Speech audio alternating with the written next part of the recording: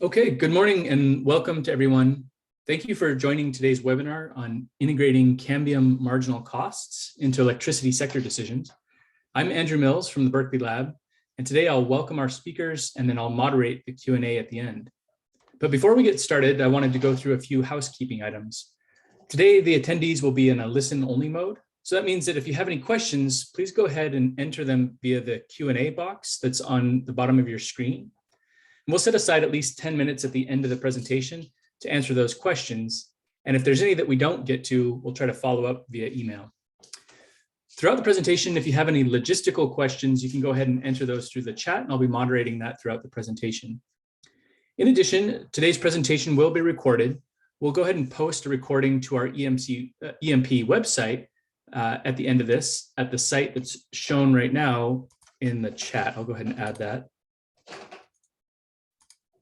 So here's the website where you'll be able to find the recording. The slides from the presentation are also going to be available from that link afterwards. So with that, I wanted to welcome our three speakers today. We have Pieter Gagnon, Dr. Jo Seal, and Natalie Mims-Frick. Pieter Gagnon is a senior energy system analyst from the National Renewable Energy Laboratory. His primary research focus is on the interaction between the demand and supply side of the electricity sector. He uses NREL's grid models to perform research and create data products that can help bring what we know about the evolving electric grid into demand-side planning, evaluation, and decision-making. He leads the development of NREL's Cambium data product. Then we'll have Dr. Jo Seal. He's a senior scientific engineering associate at the Electricity Markets and Policy Department at the Lawrence Berkeley National Laboratory. His research focuses on solar and wind market developments, the integration of high shares of intermittent and distributed renewable generation into the electricity grid, and the associated effects on electricity markets. He holds a PhD and MS of Energy and Resources and a Master in Public Policy from UC Berkeley.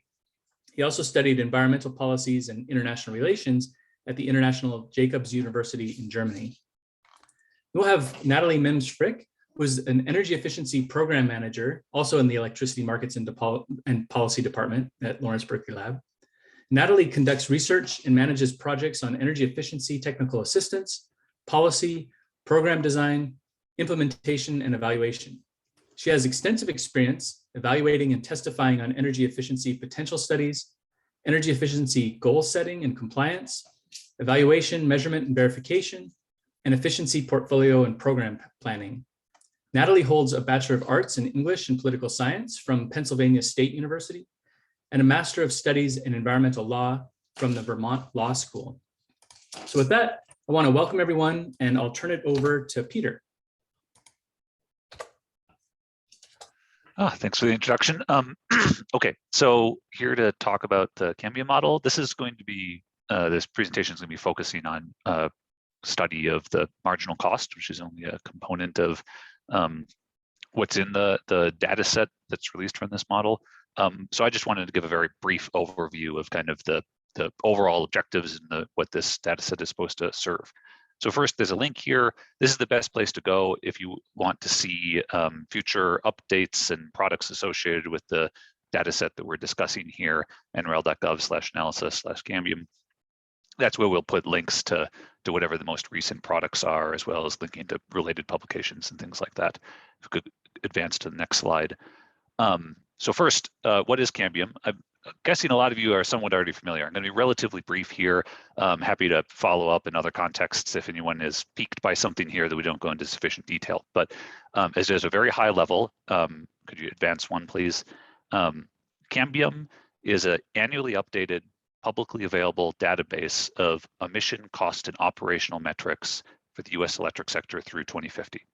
So what we at NREL have done is we've taken our grid models, the models that we use to study the evolution and the operation of the US electric sector, and we've run them across a variety of different scenarios projected out to 2050. And based off of those projected futures, we've created these data sets with these different types of metrics that are specifically designed to be useful for other people to grab and plug into their own analyses or informed decisions or things of that nature. If you could advance one forward, please. So this is just a figure to kind of give a sense. Just gives you an idea of the evolution of the grid that we project with one of the models in this workflow, the READS model. So you can see on the left, we start in 2020 with the grid as it is today. And this is just the national mixture of generation types that serves the US electric sector right now. And then you can see it goes out to the right, it's 2050. The model has projected the evolution of the grid of essentially meeting the requirements of demand at least cost, subject to policy and operational constraints. We do this stuff a lot, but this is not necessarily the most helpful for other external people because there's not a lot that you can do with this figure that you're looking at right here. It's good to know that there'll be more wind and solar in the future, but that's not necessarily a thing that you can take and then plug into your own analysis. So the whole point of Cambium is that we take these tools that do this sort of thing that we're looking at on the left, and then if you could advance one more, please. Then we take these features and we create metrics that are actually designed to be useful for you folks. So this is just one. This is an example where we've derived it's a type of emission rate, a long run marginal emission rate. This is actually super important. This is the metric that you would use if you're trying to answer the question, what are the emissions induced by electrifying a hot water heater or an electric vehicle or something like that. And you can see here that this is resolved at an hourly level. So there's 8,760 values in this plot for one particular year. Although we also provide other temporal summaries like month hours and time of day, and as well as annual values as well. The whole point here, I just wanted to give you an impression of the fact that we are projecting forward into the future with our models, and then using those futures or using our models to derive metrics that are hopefully useful from those futures, and then making that available through a viewer and data downloader. Which brings me to the next slide. If you could advance, please. There's two ways to access the data right now. Again, if you just go to nrel.gov/analysis.cambium, you'll see a link to a viewer. That's the thing on the left. You can both view the data as well as download any of it. So you can download the emissions metrics, download the cost metrics, the operational metrics, whatever you want, it's all there. We also have made available, and this is, you can find that on that link up there, is that we've made some workbooks for just the long run marginal emission rate data. There's a lot of interest in using that data, but you have to do this kind of levelization thing. It's a little bit complicated to like do from scratch right on your own. So we put together these workbooks where you can just specify for a given study your start year, how long your analysis period is, and whether or not you want to have a discount rate, and then it does the math for you and gives you the numbers that you can plug into your analysis. So a couple of different ways of accessing the data right now. Next slide. So this is the last slide, then I'll let us get to the main topic today, which is kind of analyzing the marginal cost metrics in the data set. We are about to release the new version of the data. The old version, 2020 version, was released a year ago. We're going to continue to update this annually. So we're literally uploading it to the viewer as we speak right now.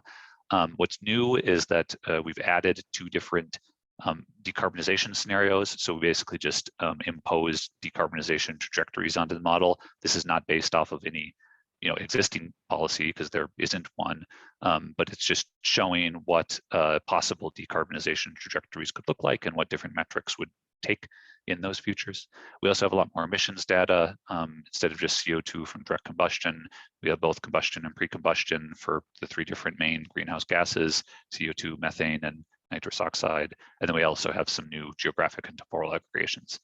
So anyway, that was a lot. Happy to, if there's anything here that we're not going to talk about, because again, we're focusing mostly on the marginal costs throughout this, feel free to reach out to me. Happy to go into a little more detail if there's something here that seems useful, but we didn't cover. So with that, I am done. I'll hand it to my LBNL colleagues.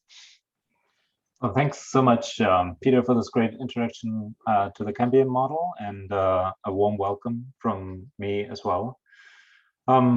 Berkeley Lab conducts a large range of analyses that use historical and also forward-looking wholesale electricity prices to really inform a variety of electric sector decisions. And today we present some research where we use the expertise of many of my great colleagues to evaluate aspects of the Cambium data that Pieter just talked about, namely the marginal cost data that Cambium includes. And after briefly discussing some of our main findings, I will then dive into more details. I will first compare the Cambium marginal cost data with empirical historical cost data, but also other modeled future price data. And I will then present a few case studies in which we replicate previous analyses with new Cambium data. And finally, we will evaluate the suitability of using Cambium cost data in future ongoing Berkeley Lab studies. And my colleague, Natalie Mims, will give here in particular as a more detailed look by describing how she has been able to leverage the Cambium data in time-sensitive valuation studies of energy efficiency. The goal of this research overall was to inform how the Department of Energy program offices may be able to use this new great cohesive data set of Cambium themselves or in their sponsored research projects. But I think it's also relevant for the research community at large. And to highlight what improvements to Cambium may make this data set even more useful.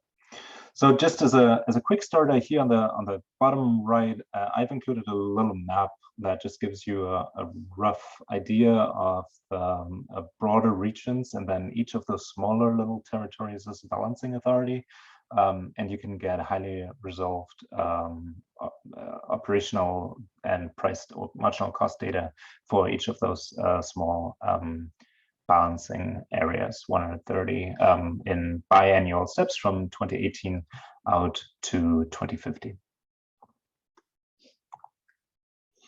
So overall, we find that insights from several previous Berkeley Lab studies that use other price data can be reproduced with the Cambium data.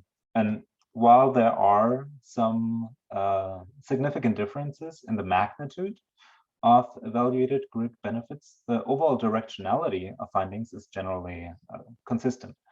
The Cambium costs appear to be very promising, I think, for use in ongoing and planned studies at Berkeley Lab or the research community at large. Access to hourly data that reflect changing loads and marginal costs across days and season is highly useful for various aspects of time-sensitive valuation research. And of great value is also the broad geographic scope of the data across the entire continental United States, while providing really granular balancing area level results. These transparent long-term projections to 2050 with biannual resolution allow us to capture value streams across the entire life cycle of a particular resource, accounting for the overall system evolution. The availability of multiple scenarios spanning a range of technology assumptions is very useful for a range of sensitivity analysis. The inclusion of certain policy constraints, such as renewable portfolio standards, provide, I think, a realistic floor to future wind and solar expansion. We also value the availability of supplemental data, such as technology-specific generation and marginal carbon emission data that Pieter just highlighted. We find that electricity price variability can be underestimated in the Cambium marginal cost data. And while annual average costs often align well with other estimates, seasonal and diurnal price profiles appear much more muted, and overall price volatility is underrepresented. The implications for research findings vary by case study, as I've described here on the graph on the right. If assets have rather steady grid benefits, like energy efficiency measures, for example, our research findings seem to be well aligned. But more dynamic resources like demand flexibility derive more value from price variability, and analytical finance may deviate thus more strongly if one relies exclusively on the Cambium data. More generally, though, our evaluation suggests that there are many promising applications of the Cambium data beyond the existing Berkeley Lab projects. And I think there's really great wealth and available data here. And to some extent, we have really only scratched the surface of possible research applications. So I think there are some further improvements to some aspects of the Cambium data that could make it even more useful, which I will briefly touch upon here. As already mentioned, Cambium should think about refining the representation of price variability. For example, negative prices that often occur at times of high wind and solar output, or price spikes during scarcity events, or wind and solar induced merit order effects, where the marginal costs are reduced in the middle of the day when the sun is up in the sky and solar penetration is high, or at night at high wind penetrations. And that would enable one to better capture flexibility value and then also the integration costs of wind and solar. Similarly, uncommon, but increasingly more frequent extreme weather events, hurricanes or blizzards or wildfires in the West would also be highly useful. Cambium's capacity costs deviate at times strongly from empirical market outcomes as we observe them at Berkeley Lab. Having more realistic data from projected capacity auctions, at least in the short term, would be highly valuable. The capacity constraints that can be met in the Cambium model, either by building new transmission or by building new generation capacity. The reported capacity costs represent the lowest cost solution of those two resources. Distinguishing between those transmission and generation capacity costs would be quite helpful for our research, we believe. Finally, the Cambium capacity costs are marginal, and an inclusion of baseline transmission and distribution expenses would be really helpful if one tries to model all-in retail cost. Carbon constraints are included in the capacity expansion modeling of REITs, but not in the unit commitment modeling of Paxos. And carbon permit costs from cap and trade markets like California are thus not really included in the reported marginal energy costs, thereby potentially underestimating the future marginal cost levels. The value erosion of solar and wind projects at higher penetration levels seem to be currently underestimated in Cambium, though it is not quite clear whether this is driven by modeled additions of flexibility resources. The overall representation of storage also seems to be a bit puzzling, as the energy price variability has not really changed with increasing storage deployment in the model. And finally, we recommend that Cambium should add some scenarios that allow for analyses of pressing issues, such as building and transport electrification, medium-term electric sector carbon neutrality, or longer-term economy-wide carbon neutrality. I think Pieter just mentioned a few minutes ago that the 2021 Cambium update now includes two new deep decarbonization scenarios, so that is great. We found it sometimes difficult to associate Cambium scenarios with other scenarios from other model providers or our own models that rely on different weather or load data. And one should consider making associated weather data that drive energy consumption or weather-related generation more easily accessible, as well as other input assumptions, for example, fuel prices. Finally, we would find an even finer geographic representation of Cambium's results beyond those 130 balancing authorities to mid-sized utilities, very valuable for a variety of technical assistance applications that Berkeley Lab regularly engages in. So after touching on these main findings, let's now dive deeper into some benchmarking of the marginal cost data of Cambium. Cambium provides hourly data in 2-year increments. Without a performance assessment of the 2020 year price data would be unfair, given that the COVID pandemic, with its load and fuel price impacts, was not predicted by the Cambium model. And so we will first compare empirical energy and capacity and ancillary service prices for the year 2018. So empirical price data versus Cambium data for the year 2018. In a second step, we will then compare future estimates for the year 2030 with energy and capacity prices that were modeled by the consulting company LCG in collaboration with Berkeley Lab.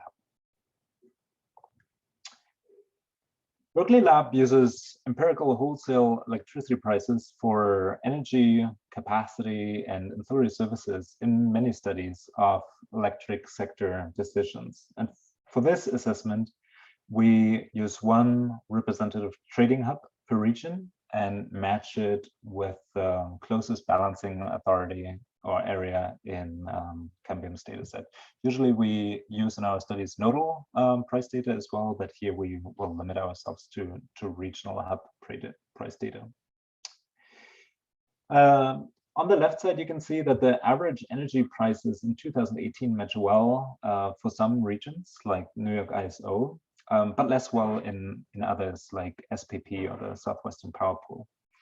Historical average prices across ISOs varied by about $20 a megawatt hour, while Cambium's average really cluster much more narrowly, just around $35 a megawatt hour, so in most ISOs. In particular, Cambium lacks larger price spikes, having maximum marginal cost of only around $75 a megawatt hour in most markets, compared to historical maximum prices in 2018 up to $2,500, or in the case of ERCOT scarcity prices, they can go up even to $9,000 per megawatt hour. Similarly, Cambium does not capture low price periods well, as only 1% of all hours in 2018 have marginal costs under $20 a megawatt hour in the Cambium data, whereas in reality, especially in the solar-rich CAISO and the wind-rich SPP, about 10% of all hours had prices under $10 a megawatt hour, and 4% of all hours had even negative electricity prices. Finally, the cost spread in the Cambium data is much narrower, underestimating the standard deviation of prices by a factor of 5. And of course, nodal level prices that incorporate additional local transmission constraints will have even more variation than these historical hub prices that we use here for this analysis.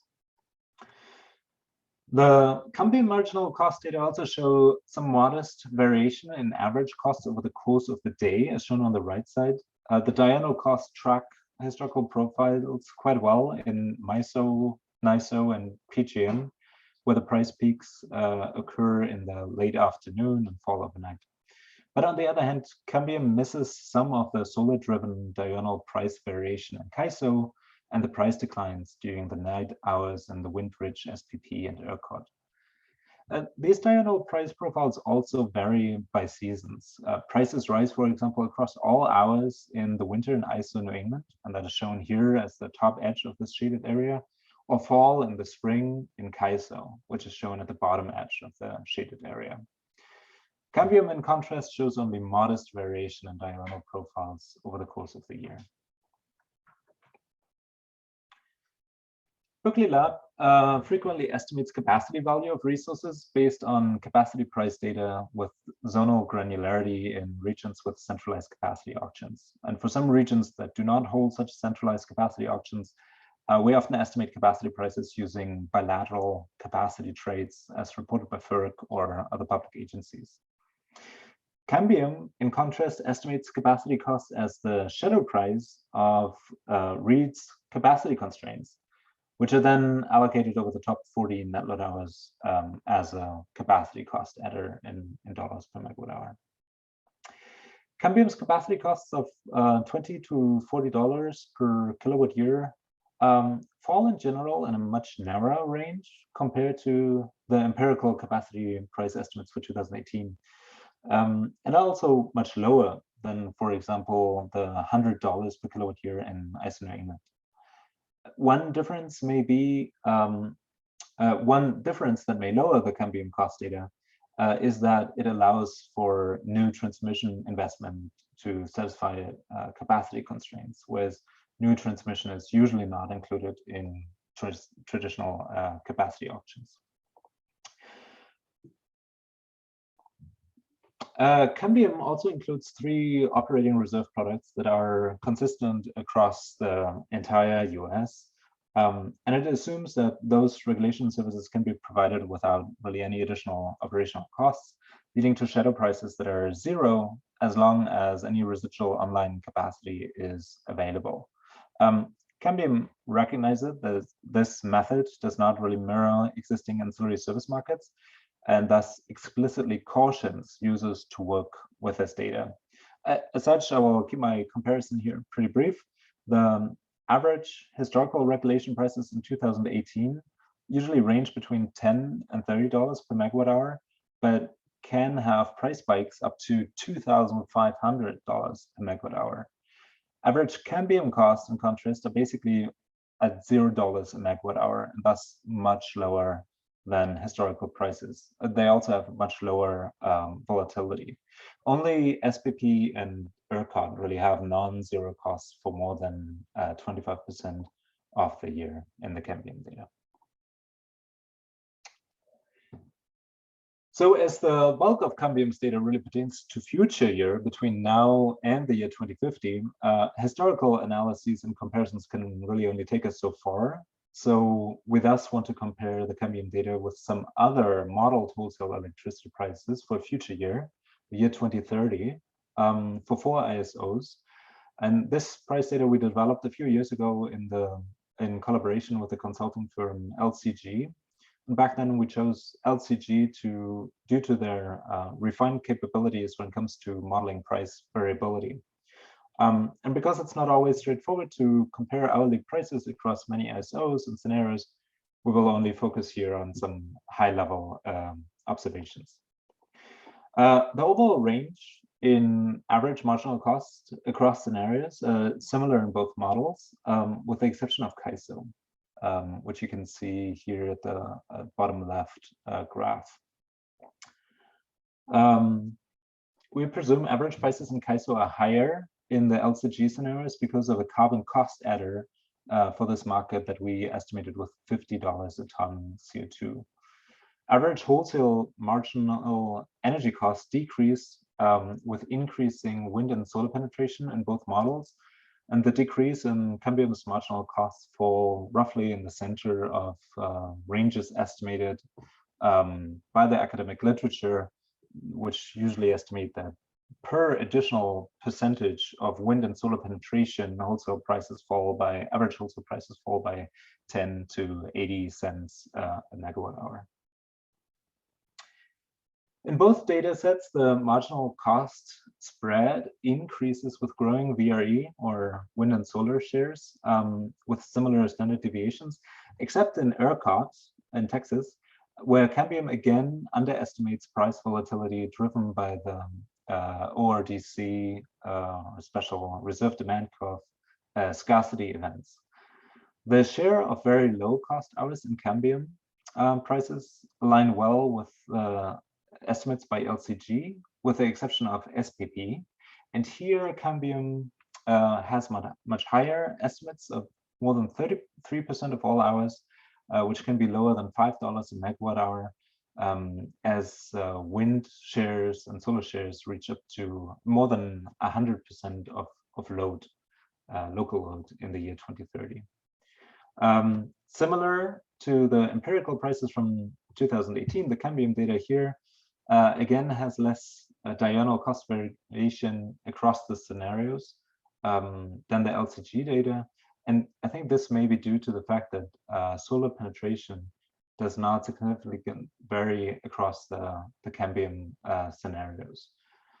Finally, the Cambium has one scenario that assumes very low battery cost, but interestingly, this only brings minimal change and does not really mute diurnal price variations as one may expect. On the right side, we have capacity prices, and the method used to estimate capacity prices by LCG and Cambium is conceptually quite similar. However, Cambium, the costs are often a little lower, $10 to $30 a kilowatt year comparison to LCG, despite overall similar energy cost. And in the LCG data, the wind and solar growth trends to lead to higher capacity prices that compensate for decreased energy prices. But we were not able to really consistently observe this in the Cambium data. So with that, I will conclude my my price comparison and ask now whether previous Berkeley Lab analyses that were based on historical or forward-looking prices can be reproduced using Cambium marginal cost data. For each case study, Cambium costs are substituted into the existing analysis code to now generate alternative results. Cambium locations and scenarios are chosen to best match what we used originally in the Berkeley Lab analysis. In the full technical report that is posted on our website, we evaluate 6 case studies. We summarize the original key insights of the Berkeley Lab analysis, the similarity of the Cambium results, key price dynamics driving those results, novel insights due to the use of the Cambium data. We investigate the value there of geothermal flexibility, optimal hydrogen production operations, energy efficiency portfolios, retail rate design, and optimal solar project configurations. In the interest of time, I will only showcase excerpts from case studies looking at wind and solar value here. So Berkeley Lab has done much valuation work for solar, wind, and hybrid assets based on historical and also modeled wholesale energy and capacity values. And we leverage empirical generation profiles for most wind and solar generators in the United States for this purpose. I will briefly compare here our historical solar values with Cambium value estimates on the left, and examine how future wind value may change with increasing wind penetration on the right. Starting with solar, the green bars present the historical solar value across many ISOs and balancing areas. The dark green is for energy and the light green is the capacity value. So green is historical and orange estimates represent Cambium's estimates. Overall, the range for solar value are quite similar, ranging from $30 to $65 a megawatt hour, but those average values can deviate in some regions. For example, Cambium overestimates the energy value often by $5 to $10 in much of the solar-rich Southwest, but seems to underestimate the capacity value in some high-price regions like FPL and SPP. Most regions have similar solar value factor estimates, which compare solar's value without a flat block of power, and that are represented here by diamonds and circles. It seems that the value erosion in high penetration areas is less captured by Cambium.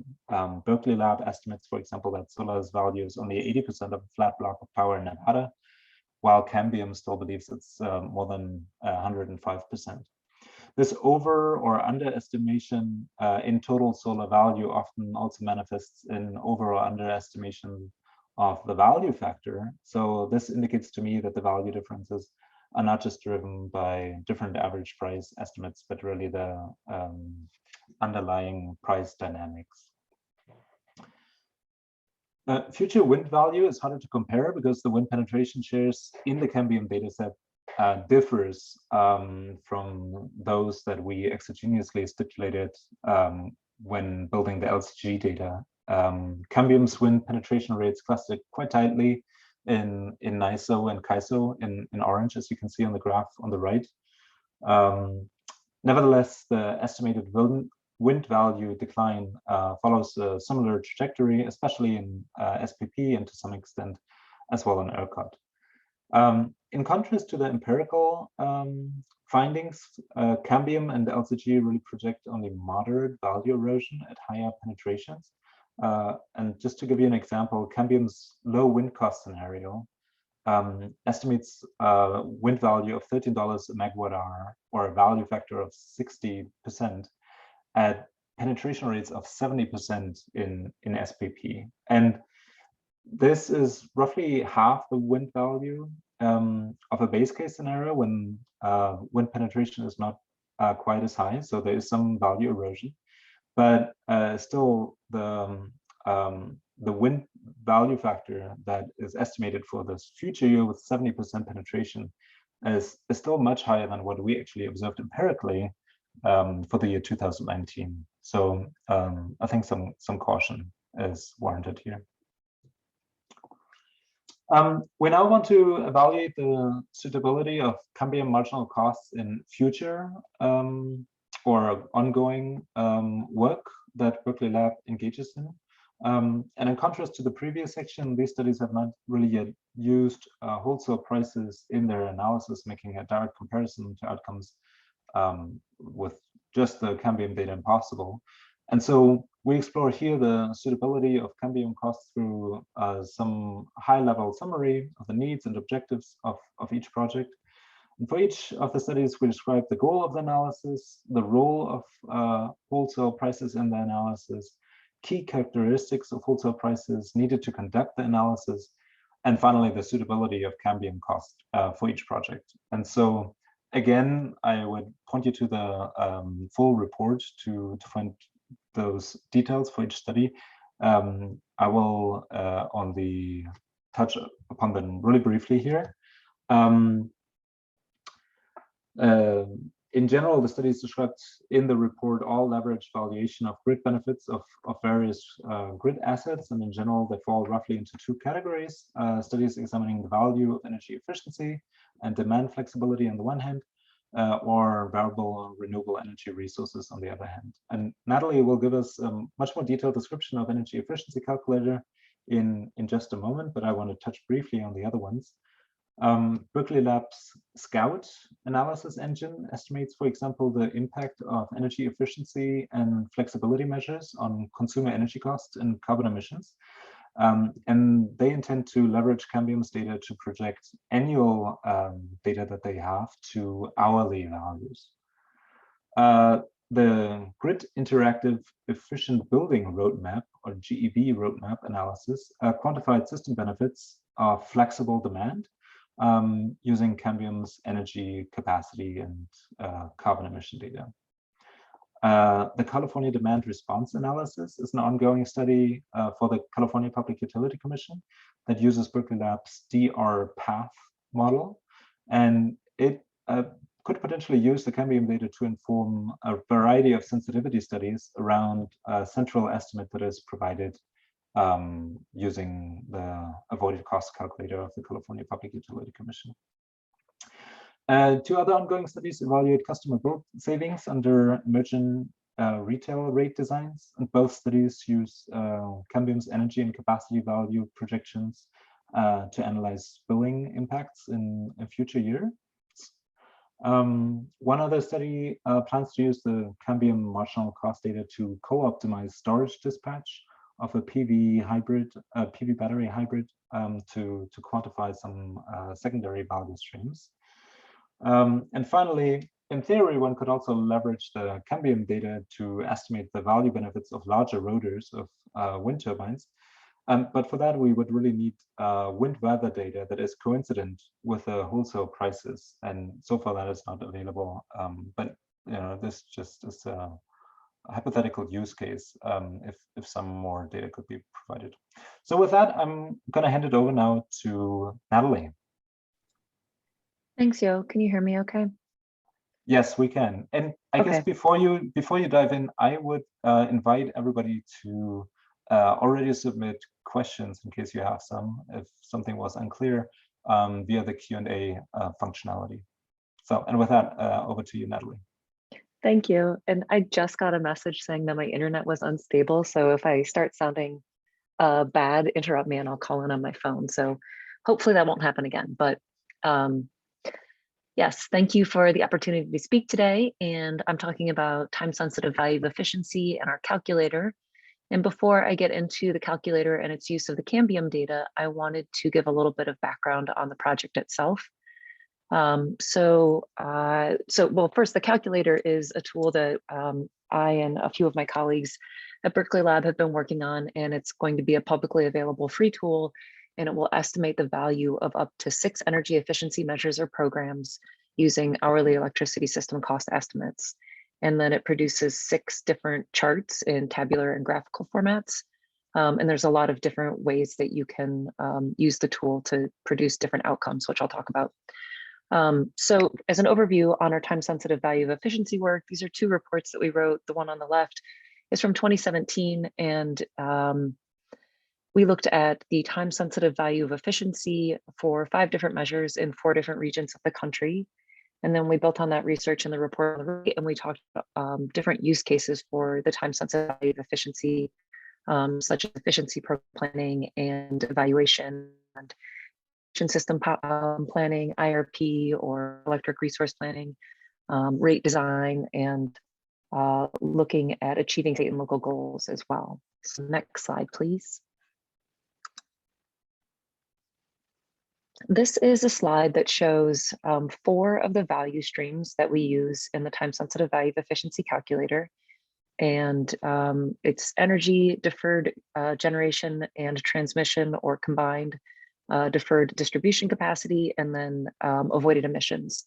And so we made these decision trees so that users, as they're thinking about what data they have to do the analysis, can go through and decide if they should be using Cambium data, or if they have their own. And so each one of these starts with a question of what kind of data do you have? And then if you don't have hourly cost, because the calculator is 8760, we suggest people use the Cambium data. And we offered that as an option because, as Yo mentioned and as Peter mentioned, it's data that's available in the lower 48 in a variety of different geographic resolutions. And so it makes it very accessible to a lot of people that might not otherwise have access to hourly data. So that was a really useful resource for us.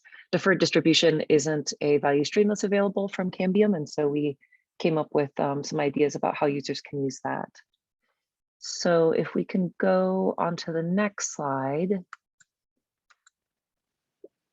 This shows the last value stream, or it's not the value stream, the last input that we have from Cambium on the left, this decision tree, which is the system load. And again, if users don't have 8760 system load, then we tell them how to use the Cambium data and put it into our calculator. And then if they do have it, they have different options for how they might want to use their own data. And then in this chart on the right side of the slide, these are all of the different inputs that we have for the calculator. And you can see the first 4, we offer Cambium as the default source for users who don't have their other values.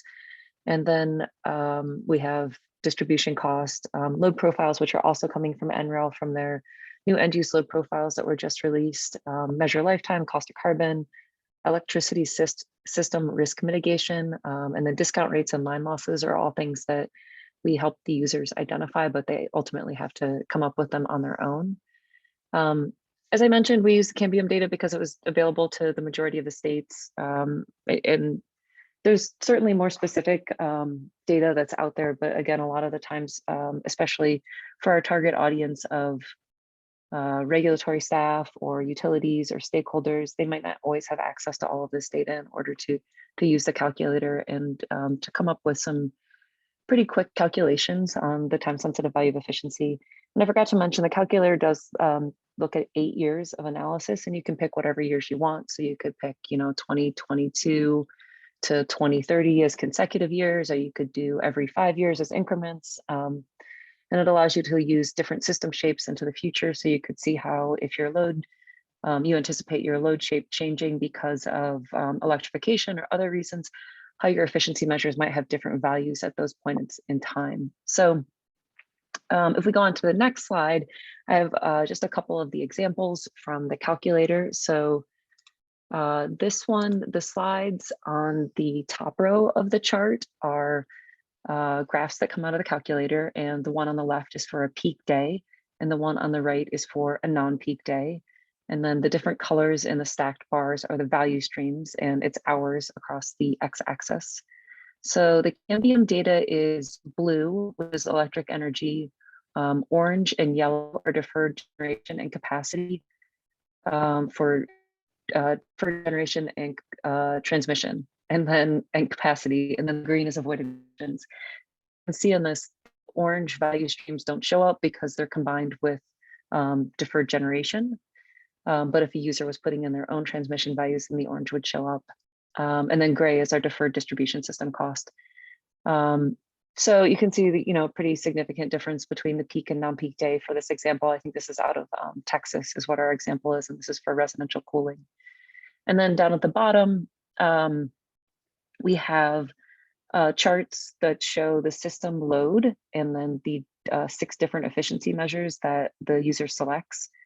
And they're scaled to 100% of the system peak or of the measure savings or the measure shape, depending on if you're using end user saving shapes. So as you can see on the peak day, the dashed line is the system load, which came from Cambium. It's maxing out at its 100% around, I think hour 17 or something. I can't actually read the numbers. And then you see over on the right where it's not the peak system value that, or it's not the peak day that the system load doesn't get up to 100%. And then you can see just by looking at these when your efficiency measures are overlapping with your system peak. And generally that's going to be when you're providing a system with the most value. So those are just 4 of the different charts that the calculator makes. And then if you go on to the next slide, this is my last slide. And this is one of the other graphics that we have. And this is looking at the 6 different efficiency measures. And this is the value of the savings over the lifetime of the measure. And so it's cooling for residential and office, heat pump water heater, residential heating, office fans, and office lights. And you can see the different value streams for each one of these measures. And the measures are all for this particular chart are normalized to 1 megawatt hour a year. So the differences in value that you see are from the timing of the savings and how that aligns with system value, and also with the measure life, because measure lifetimes are included in this. And then the tool has a lot of different ways that you can configure the data. If you wanted to look at what the role of participation was in your value of efficiency, you could not normalize the savings to 1 megawatt hour a year and use your absolute numbers. If you wanted to not have the lifetime of the measure impact the outcome, you could use the same lifetimes across the different measures. And then finally, any 8760 shape that you have, you could use in this. It doesn't even have to be efficiency. So it's a very modular tool. We're going to send it out for a second review to some of our utility friends to give us feedback. And then hopefully we'll be publishing, and it should be available to everyone late this month or late December or early January. So thank you, Yo. Yeah, thanks a lot, Natalie, for presenting about your energy efficiency calculator and how you really have been able to leverage a lot of the Cambium data because of its great geographic and high temporal resolution. So with that, I think we're going to conclude the active portion here of this webinar. We have here our contacts. Please feel free to reach out to any of us if you have additional follow-up questions that we were not able to address today during the presentation.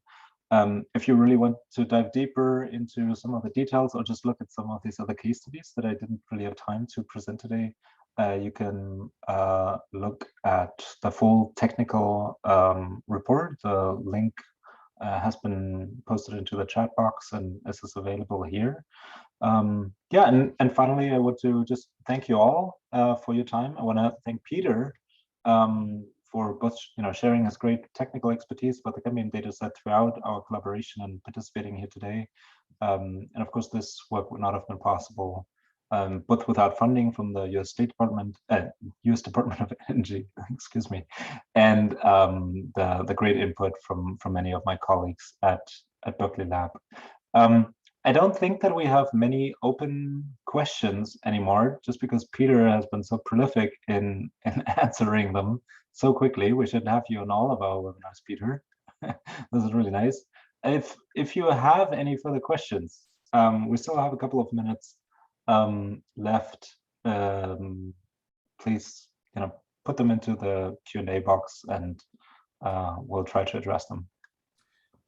Great, yeah, and I was thinking that there were a couple in there that it would be great to elaborate on a little bit more, and just have Peter maybe talk through those, and then get all your input in there. So yeah, please do continue to add questions to the Q&A, but I think I'll just start off with a couple that I thought were particularly useful to talk through. So the first one was just this question of just how long has Cambium existed, and maybe a little bit more of the length of time of some of the other models that NREL has been using, and that's to Peter.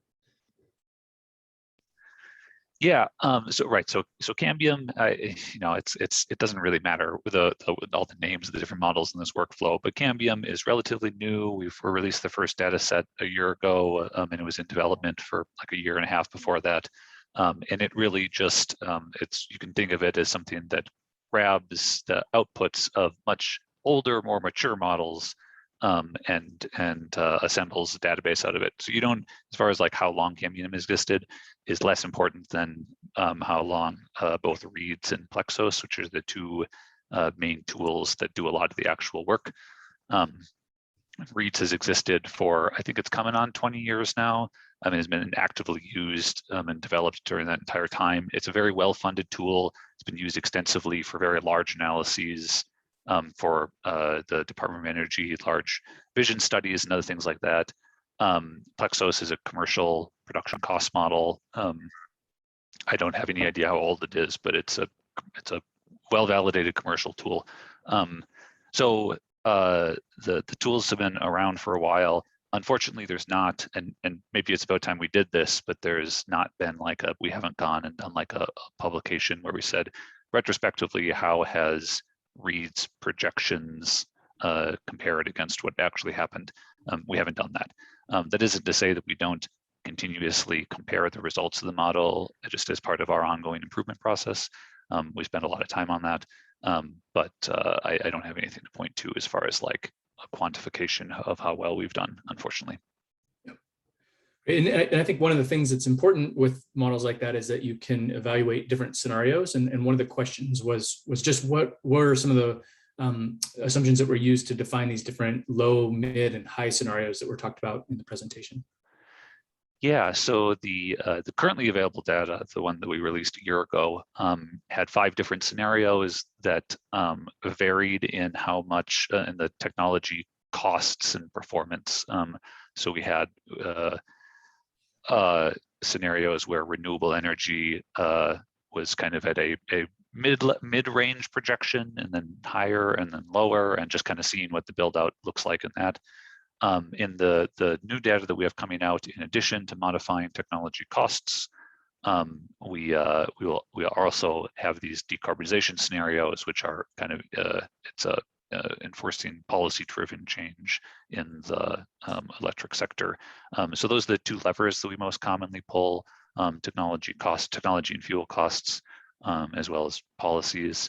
And they come from a variety of sources, like where we get our fuel projections and stuff from the EIA, the Energy Information Administration, and then there's an ongoing NREL product that kind of curates a large amount of projections of technology costs and puts it together into a product that we put out once a year called the Annual Technology Baseline, which gives us these ranges of what we mean when we say like a mid, high, or low projection for photovoltaic costs, for example. So that we're drawing from another kind of fairly long-standing NREL product for getting those ranges. Okay, one more technical question for you, Peter, and then I have a general one, which was just in terms of how is it that you break out the different zones within Cambium, and how many zones are there for the different ISOs, for WEC and for CERC? Yeah, so in total for the lower 48, there's 134 different, we call them balancing areas. They're not, they're sort of aligned with real life balancing areas, but maybe it's a misnomer, or you shouldn't take it as being a literal replication of some of the entities out there that also call themselves balancing areas. Anyway, you can get a sense here, the kind of, not the color splotches, but the finest geographic, the thin lines on this image that we're looking at right here is how we break everything up. I don't have the numbers for different, how many are in WEC and that sort of thing.